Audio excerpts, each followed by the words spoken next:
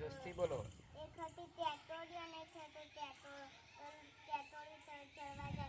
એક દિવસે ટેટોડીએ ત્રણ ઈંડા નીચે પછી ચડવા જતી. પછી એને પેલે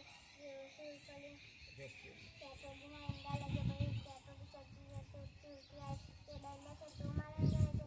હા પછી ટેટોડ આવે શું થાય જોતો રહી કે પેલો માં ટેટોડીમાં ઈંડો લાગે. અને આપણે જેવું જીને પણ ઈંડો નહીં હતા.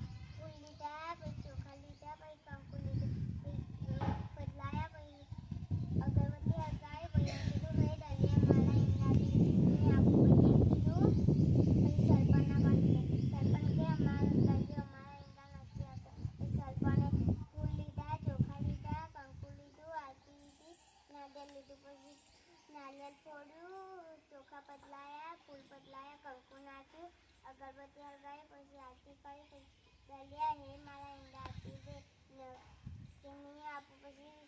પછી ભગવાનને ફોન કરે ભગવાન દલિયો મારા ઈંડા નહીં આપતો. પછી એમ કીધું કે પક્ષીને બોલાય જેના પોપટ કબૂતર બધા બોલાય પછી બોલાય હંસ પોપટ કાગડો મેના ચકલી બધી આવી પછી ચોસમાંથી પાણી લીધું પછી બહાર નાખ્યું પછી ચોસમાંથી બદલાવી દીધું પછી અંદર નાખ્યો દલિયો કે મને ના પૂછો તમારા ઈંડા આપી દો. પછી ટેટોડો ખુશ થઈ ગયો.